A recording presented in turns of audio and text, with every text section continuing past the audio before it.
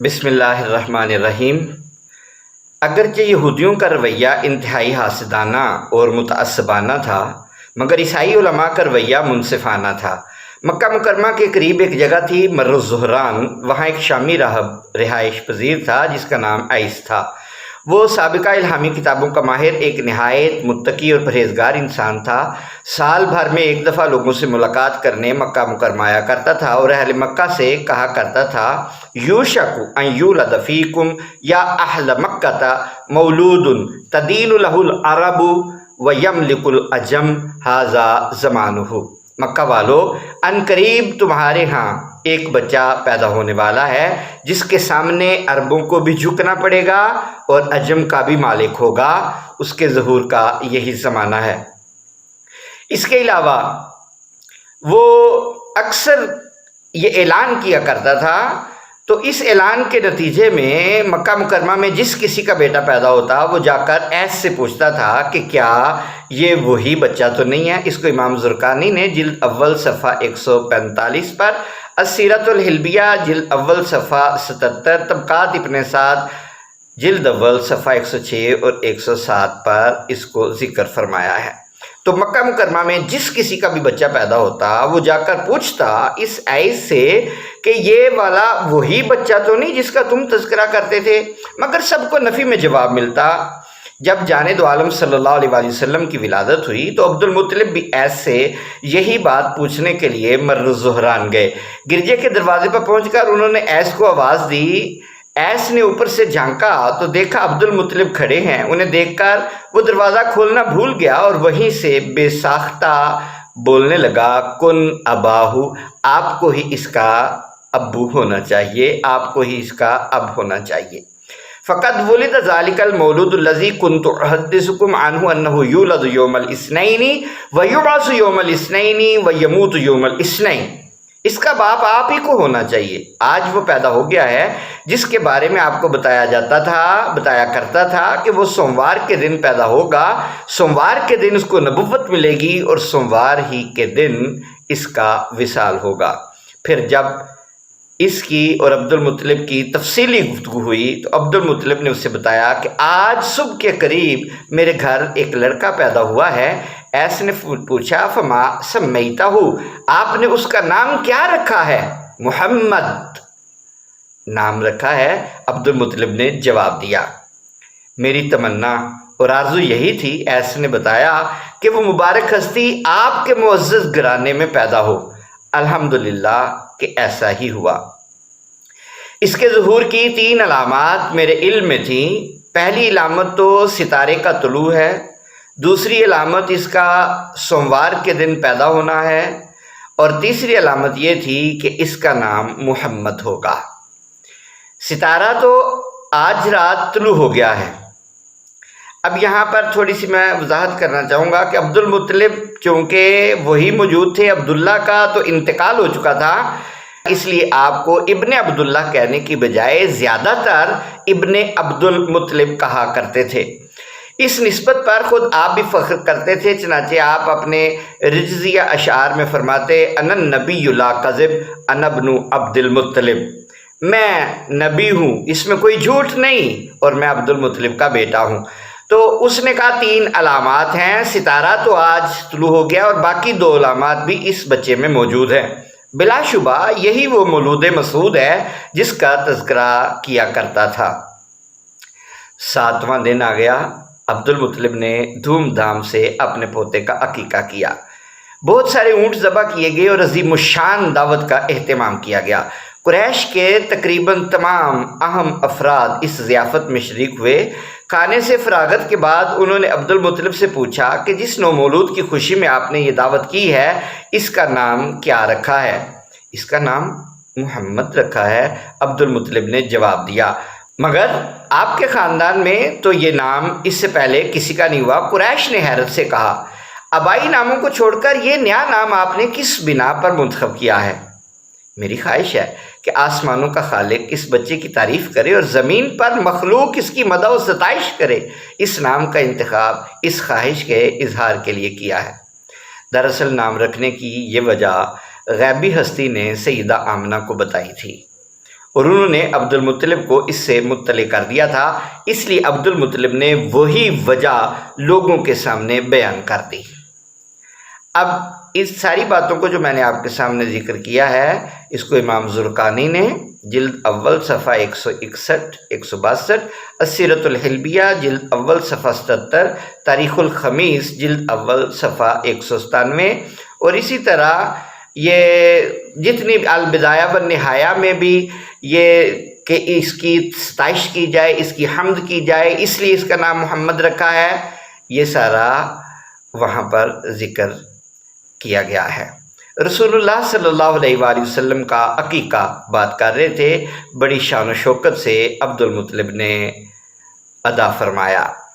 6-7 دن رسول اللہ صلی اللہ علیہ وآلہ وسلم اپنی والدہ کے پاس رہے تو سیدہ آمنہ نے خود ہی دودھ پلایا۔ اس کے بعد ابو لہب کی ایک کنیز تھی جس کو سویبہ کہتے ہیں، اس نے بھی چند دن تک یہ خدمت سر انجام دی۔ اگرچہ سویبہ، یہ دیکھیں سویبہ کو بڑی شہرت حاصل ہے، اگرچہ سویبہ کو رضاعت کی سعادت صرف چند دن حاصل ہوئی، مگر ایک اور واقعہ نے اس عورت کو اتنی شہرت دے دی کہ یہ نہ مٹنے والی شہرت ہے، اس کو ہم شہرت دوام کہہ سکتے ہیں۔ ہوا یوں کہ جب جانے دو عالم صلی اللہ علیہ وسلم کی ولادت ہوئی تو سویبہ اپنے آقا ابو لہب کے پاس دوڑی دوڑی گئی اور اسے خوشخبری سنائی کہ آپ کے بھائی عبداللہ کا بیٹا پیدا ہوا ہے۔ ابو لہب کو اپنے مرحوم بھائی کی نشانی پیدا ہونے پر اتنی مسرت ہوئی کہ اس نے انگشت شہادت سے اشارہ کرتے ہوئے سویبہ سے کہا، اذهبی فانت حرہ، جا، اس خوشی میں تجھے آزاد کر دیا۔ بات آئی گئی ہو گئی، 40 سال تک تو سویبہ کو کوئی جان ہی نہ سکا۔ 40 سال بعد جب جانے دو عالم صلی اللہ علیہ وسلم منصب نبوت پر سرفراز ہوئے اور آپ نے اعلان نبوت فرمایا اور آپ نے لا الہ الا اللہ محمد الرسول اللہ کا اعلان کر کے بزم کفر و شرک کو درہم برہم کر دیا، تو وہی چچا جس نے آپ کی ولادت کی خوشی میں سویبہ کو آزادی کا پروانہ دیا تھا، یہاں تھوڑی سی اور کلیئرٹی بھی کر دوں کہ یہ لفظ سویبہ ہے جسے لوگ غلطی سے صوبیہ پڑھتے رہتے ہیں۔ سویبہ کی اس چند روزہ رضاعت کا بھی جانے دو عالم صلی اللہ علیہ وسلم کو اس قدر پاس تھا کہ جب آپ ہجرت کر کے مدینہ منورہ تشریف لے گئے تو جب تک سویبہ زندہ رہیں آپ ان کے لیے وہاں سے تحفے ارسال کرتے رہے۔ جانے دو عالم صلی اللہ علیہ وسلم سے پہلے سویبہ نے سید الشہداء حضرت حمزہ کو بھی دودھ پلایا تھا، اس لحاظ سے حضرت حمزہ چچا ہونے کے علاوہ آپ کے رضائی بھائی بھی تھے۔ اسی لیے جب ایک دفعہ جانے دو عالم صلی اللہ علیہ وسلم کو حضرت حمزہ کی بیٹی امامہ کے رشتے کی پیشکش کی گئی تو آپ نے منع فرما دیا اور فرمایا انہا لا تحل لی انہا ابنت اخی من الرضاعت، وہ میرے لیے حلال نہیں ہے کیونکہ وہ میرے رضائی بھائی کی بیٹی ہے۔ اس کو طبقات ابن سعد میں ذکر کیا گیا جلد اول صفحہ 168۔ بات کر رہے تھے کہ ابو لہب نے رسول اللہ صلی اللہ علیہ وسلم کی پیدائش میں 40 سال پہلے انعام کے طور پر اس لونڈی کو آزاد کر دیا تھا۔ 40 سال بعد جب آپ نے لا الہ الا اللہ محمد رسول اللہ کہا تو وہ آپ کا کٹر مخالف بن گیا۔ اس کی بیوی ام جمیل شوہر سے بھی 2 ہاتھ آگے تھی، دونوں نے آپ کے خلاف محاذ بنا لیا اور آپ کی دل آزاری اور ایذا رسانی میں کوئی کسر اٹھا نہ رکھی۔ اللہ تعالیٰ اس قدر غضبناک ہوا کہ ان دونوں کی عبرتناک انجان پر مشتمل ایک مستقل سورہ نازل فرما دی، تبت یدا ابی لہب وتب۔ جب ابو لہب مر گیا تو تقریباً 1 سال کے بعد حضرت عباس جو اس کے بھائی تھے، سکے بھائی، اس کو خواب میں دیکھا، پوچھا ما حالکا، ابو لہب بتا تو صحیح تیرا حال کیا ہے؟ ابو لہب نے جواب دیا برا حال ہے، جہنم میں جل رہا ہوں، مرنے کے بعد راحت کا کوئی لمحہ مجھے میسر نہیں آیا، البتہ اتنی بات ضرور ہے کہ میں نے اپنے بھتیجے کی ولادت پر مسرت کا اظہار کرتے ہوئے سویبہ کو آزاد کر دیا تھا، اس کا مجھے یہ انعام ملا ہے کہ سوموار کے دن میری انگلی اور انگوٹھے کے درمیان سے پانی نکلتا رہتا ہے اور میں اسے پی لیتا ہوں اور مجھے اس سے ٹھنڈک محسوس ہوتی ہے۔ ابو لہب کی موت چونکہ چیچک کی وجہ سے واقع ہوئی تھی اور عرب میں چیچک کو اس قدر منحوس و متعدی مرض سمجھا جاتا تھا کہ کوئی شخص مریض کے قریب بھی نہیں پھٹکتا تھا۔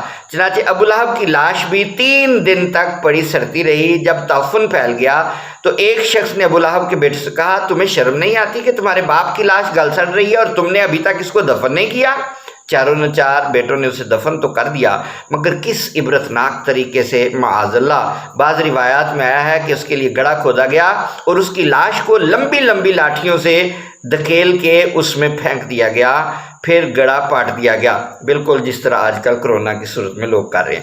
اور بعض روایات کی روح سے اس کی لاش کو کسی نہ کسی طرح ایک گرنے پہ آئی ہوئی دیوار کے قریب پہنچایا گیا اور دیوار کو دھکا دے کر اس پر گرا دیا گیا۔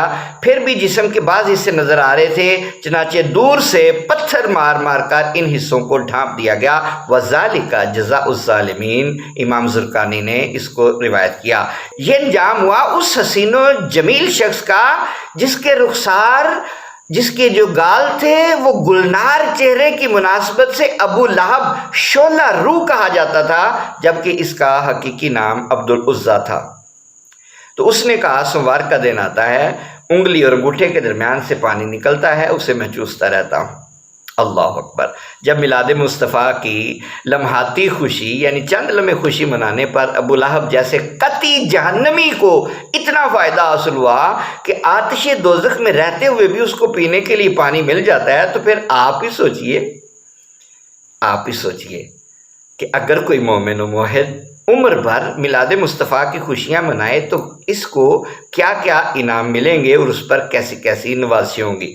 حافظ شمس الدین رحمۃ اللہ علیہ نے کیا پتے کی بات کی ہے، اذا کان ھذا کافر جاء ذمہ وتبت یداہ فی الجحیم مخلدا اتی انہ فی یوم الاثنین دائما یخفف عنہ للسرور باحمد فما الظن بالعبد الذی کان عمرہ باحمد مسرورا ومات موحدا۔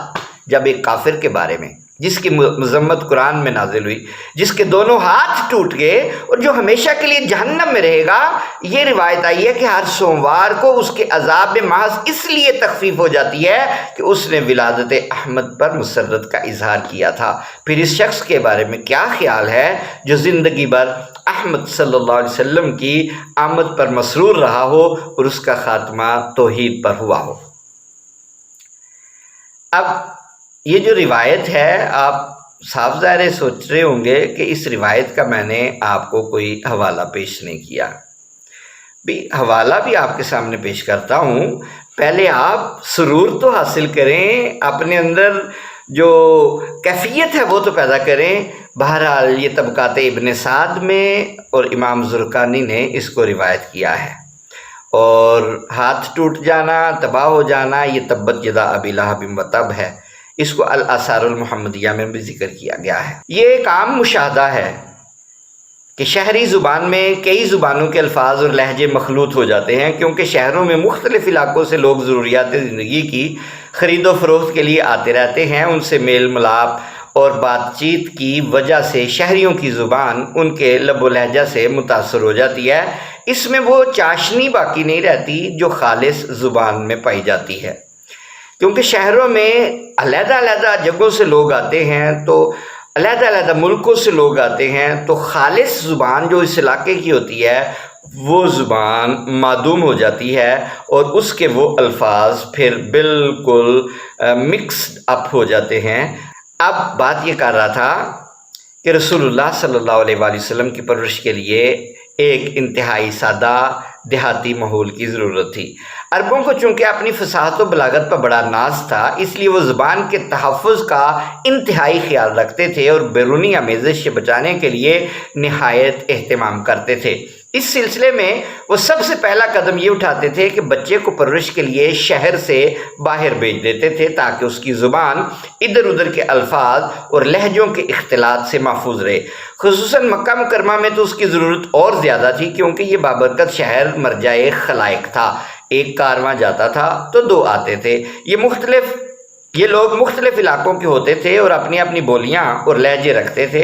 ظاہر ہے کہ ایسے ماحول میں پروان چڑھنے والے بچے کی زبان خارجی اثرات سے متاثر ہوئے بغیر نہیں رہ سکتی تھی۔ اس لیے مکہ مکرمہ کے صاحب حیثیت شرفا اپنے بچوں کو رضاعت کے لیے دیہات میں رہائش پذیر زبان آور قبیلوں میں بھیج دیا کرتے تھے تاکہ ابتدا سے ہی فصیح عربی ان کی زبان پر چڑھ جائے اور اس کا مٹھاس بھرا لہجہ ان کی گفتگو میں رچ بس جائے۔ اسی دستور کے مطابق عبد المطلب نے بھی اپنے پوتے کی رضاعت کے لیے کسی دیہاتی عورت کی تلاش شروع کر دی۔ چونکہ دودھ پلانے والیوں کو بچوں کے والدین کافی کچھ دیتے تھے، اس لیے بچے حاصل کرنے کے لیے گاؤں کی عورتیں مکہ مکرمہ آتی رہتی تھی۔ جن دنوں جاند عالم صلی اللہ علیہ وسلم کی ولادت ہوئی تھی، انہی ایام میں قبیلہ بنی سعد کی کچھ عورتیں اسی غرض سے مکہ مکرمہ کے لیے روانہ ہوئیں۔ انہی عورتوں میں ایک عورت جس کا نام حلیمہ سعدیہ ہے وہ بھی تھی۔ یہ عرب کا رواج تھا چند دنوں کے جگر گوشے کو ایک دور دراز بسنے والی اجنبی عورت کے حوالے کر دینا اور سالوں تک اس کی جدائی برداشت کرنا۔ آپ اندازہ لگائیں ماں باپ کے لیے کتنا کٹھن اور صبر آزما کام ہے۔ حیرت ہوتی ہے کہ محض زبان کو اپنی اصلی اور فطری حالت پر برقرار رکھنے کے لیے عرب اتنی بڑی قربانی دیتے تھے۔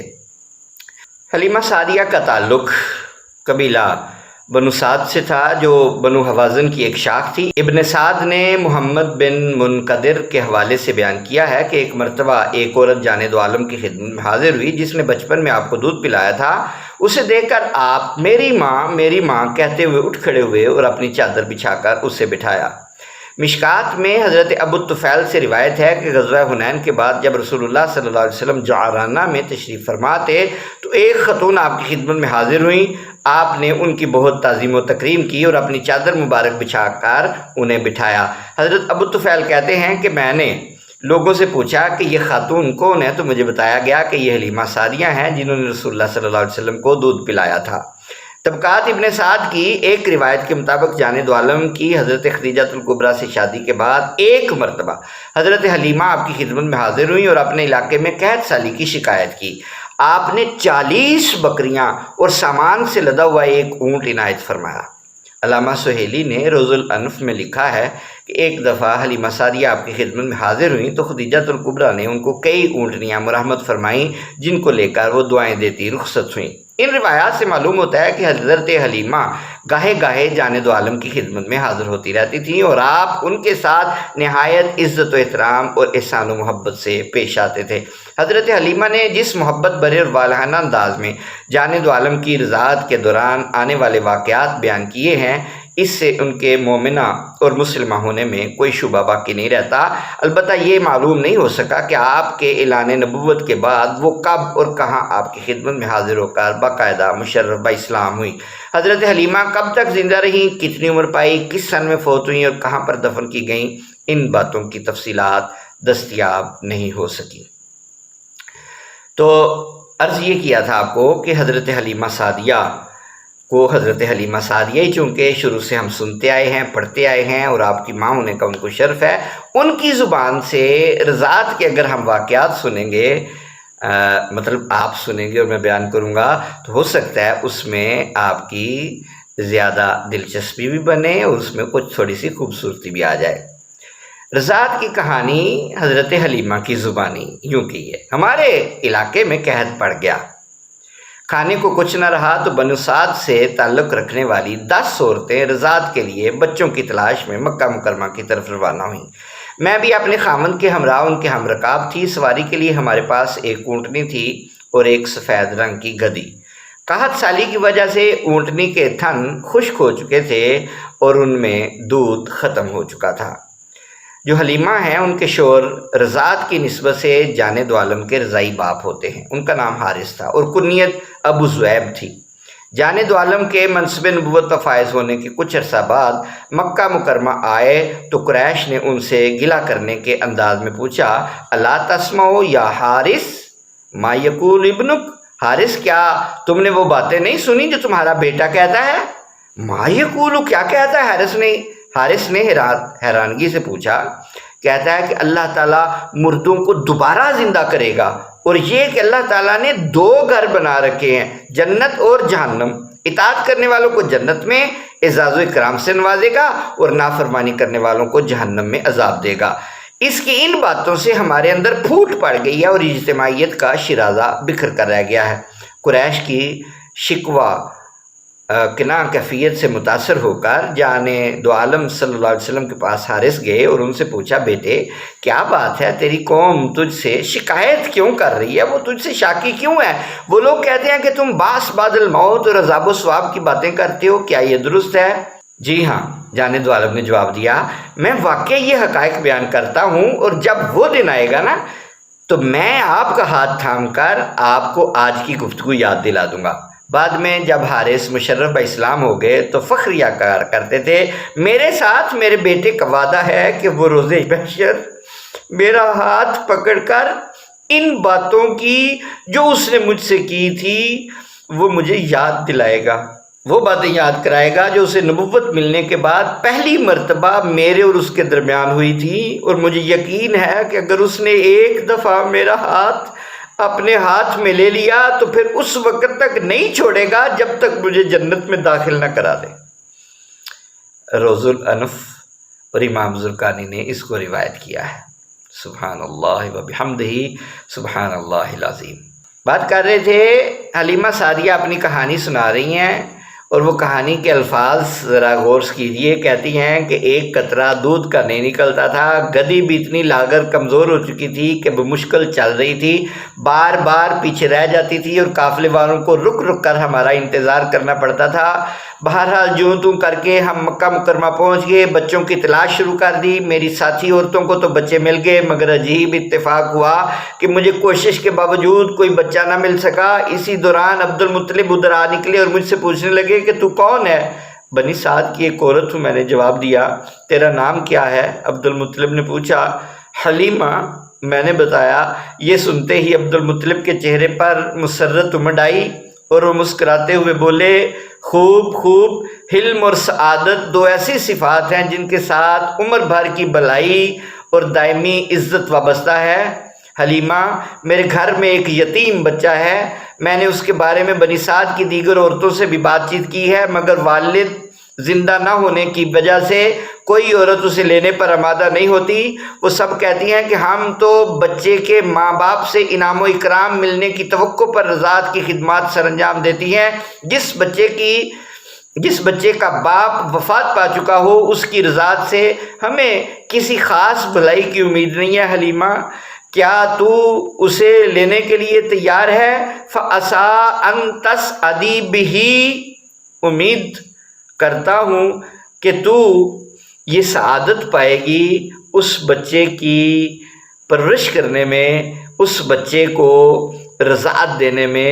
امید ہے کہ فَعَسَىٰ أَن تَسْعَدِي بِهِ، امید کرتا ہوں کہ وہ تیرے لیے باعث سعادت ہوگا۔ عبد المطلب نے پوری صورتحال بیان کی تو میں نے کہا، ذرا ٹھہریے، میں اپنے شوہر سے پوچھ لوں۔ چنانچہ میں اپنے خاوند کے پاس آئی اور اسے بتایا کہ مجھے اور تو کوئی بچہ نہیں مل سکا، البتہ عبد المطلب کا ایک یتیم پوتا ہے، اگر اجازت ہو تو میں اس کو ہی لے لوں۔ مجھے یہ بات کچھ اچھی نہیں معلوم ہوتی کہ باقی تمام عورتیں تو بچے لے کر جائیں اور میں خالی ہاتھ لوٹ جاؤں۔ خاوند نے بخوشی اجازت دے دی تو میں دوبارہ عبد المطلب کے پاس آئی۔ وہ بیٹھے میرا انتظار کر رہے تھے۔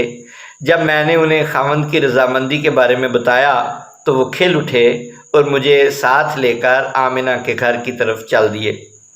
آمنہ نے مجھے اہلاً و سہلاً کہا، پھر اس کمرے میں لے گئیں جس میں بچہ تھا۔ وہ بچہ نہایت ہی سفید اونی کپڑے میں لپٹا ہوا تھا اور سبز رنگ کی ریشمی چادر پر محو خواب تھا۔ اس کے بدن سے خوشبو کی لپٹیں اٹھ رہی تھی اور فضا میں دل آویز مہک رچی بسی تھی۔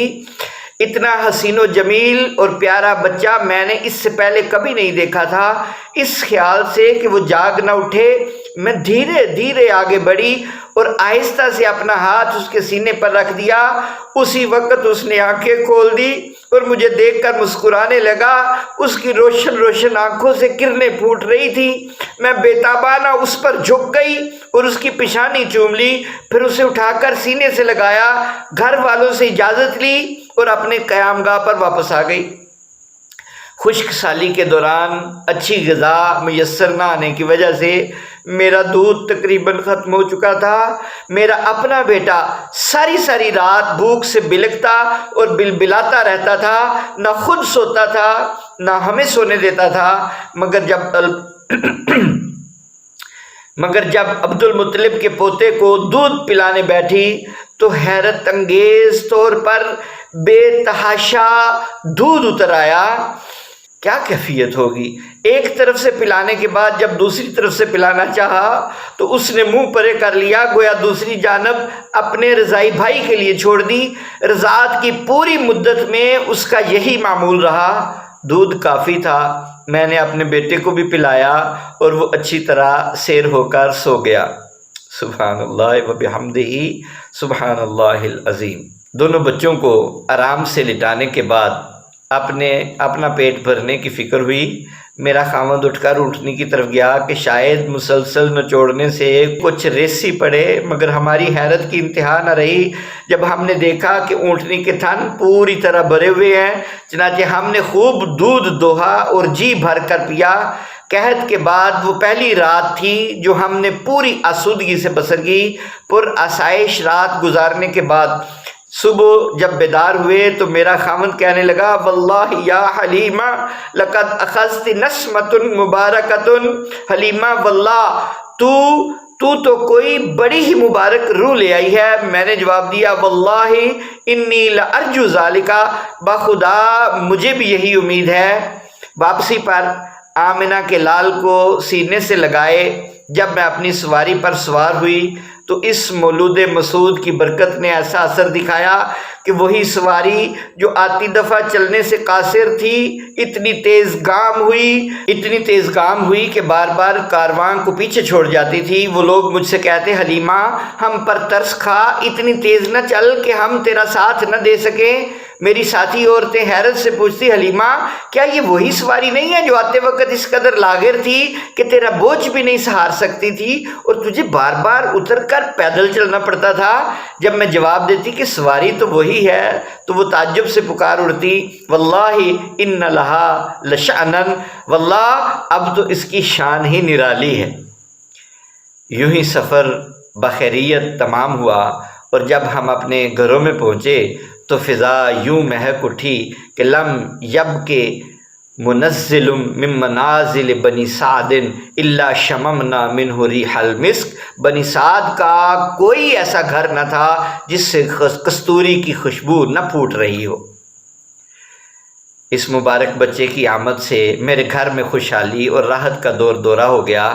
ہمارا علاقہ قحط زدہ تھا، گھاس اور سبزہ نام کو نہ تھا، مگر میری بکریاں جب سرے شام صحرا سے واپس آتی تو ان کے پیٹ غذا سے اور تھن دودھ سے بھرے ہوتے، جبکہ باقی لوگوں کی بکریاں بھوکی لوٹ کر آتی اور ان کے نیچے ایک قطرہ دودھ کا نہ ہوتا۔ قبیلے والوں کو مجھ پر رشک آتا اور وہ اپنے جو نوجوانوں سے کہا کرتے، تم بھی وہیں بکریاں چرایا کرو جہاں حلیمہ کی بکریاں چرتی ہیں۔ نوجوان جواب دیا کرتے، چراتے تو ہم بھی وہیں پر ہیں، اللہ جانے ہماری بکریاں بھوکی کیوں رہ جاتی ہے۔ اسی سرور و فرحت اور خیر و برکت کے عالم میں دودھ پلاتے ہوئے جب 2 سال کا عرصہ گزر گیا تو میں نے دودھ چھڑا دیا۔